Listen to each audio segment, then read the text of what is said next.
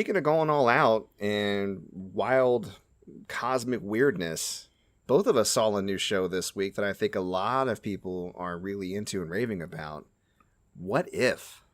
What If? Marvel's What If. The Watcher is telling us about the stories across the multiverse.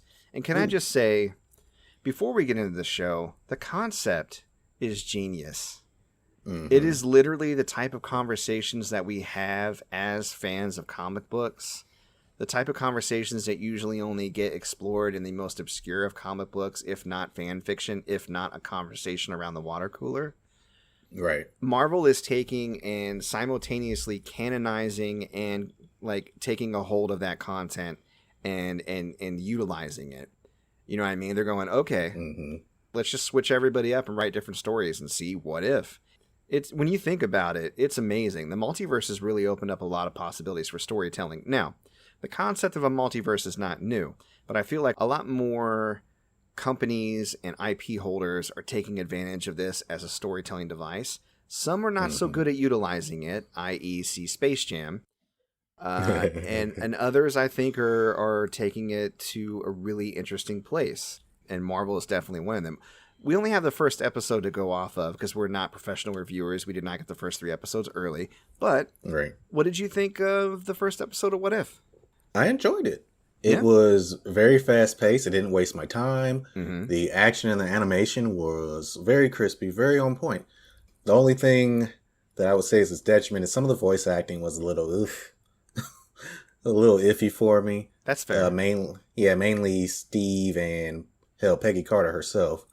It was just a little off. But it was a little flat. I don't know if it had to do with how it paired with the animation, but I agree with you. Yes. Yeah, sometimes the facial animations didn't match the voices, which is weird for, I'm sure they poured a lot of money into this. For some scenes, it's almost like they gave him a Valium before they sent him in the booth.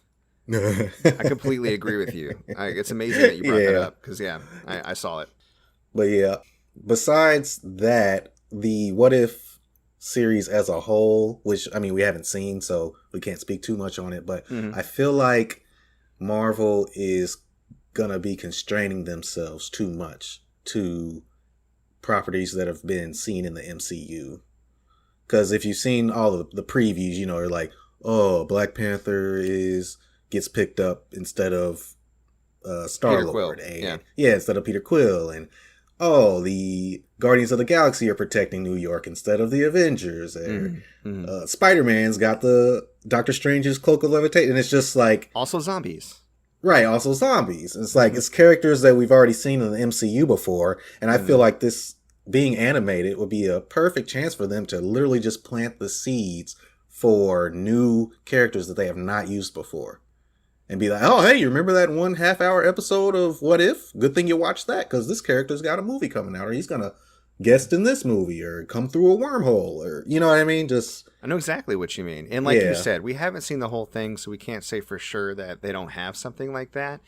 It's not like Marvel hasn't played it close to the chest, or even outright deceived us before, right? Mm-hmm.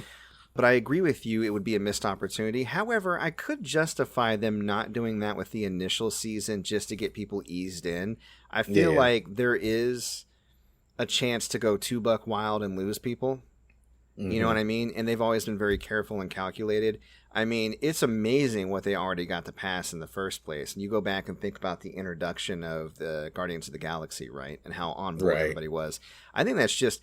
They really did a really good job picking the director. James Gunn needs to get a little bit more credit. I feel like, not that he doesn't get enough, but what he was able to do with the Guardians, and then most recently with the Suicide Squad, I wish that movie was doing better because it's fantastic.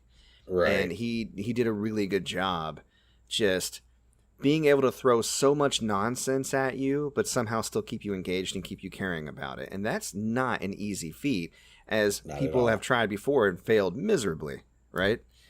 I.e. every other director in the DC EU. Well, Wonder Woman was not nonsense, but Wonder Woman was good, and but you know what I mean. Mm-hmm. So, I think that's a good point. Hopefully we will see some of that eventually. It would be really interesting. The Watcher himself hasn't really been introduced much, but that's not that much of a stretchy concept, and where's that going other than just narration? He's basically our Neil deGrasse Tyson. The universe. Yeah. What if? I forget which the stars. I forget which movie they had Watchers in the end credit scene. Oh yeah, where Stan Lee was like talking to him. Right. Do you remember that fan theory that Stan Lee is a Watcher and that's why he's in all those movies because he just inserts himself? Which I love. That would be great. Fantastic. That's why he was up there talking to them. He hadn't switched back from his Watcher form yet. Right. So my thoughts, I really enjoyed it too. I agree with you that the voice acting was a little flat at times. I also felt like you said, it was quick pace and they didn't waste your time. I felt like it was almost, the first half of the episode was almost too quick. It's like it really hinged on you having seen the original Captain America. Yeah. It's almost beat for beat, that first movie. Yeah, but, just skipping to each, major scene really fast, right? I almost felt like while I was watching it, I was like, this is really interesting and cool, and I wish they had more time to explore it. Like, I almost wish this was feature length. And be careful what you wish for. Maybe that would be terrible. Maybe they would do it and go, no, go back to the episode.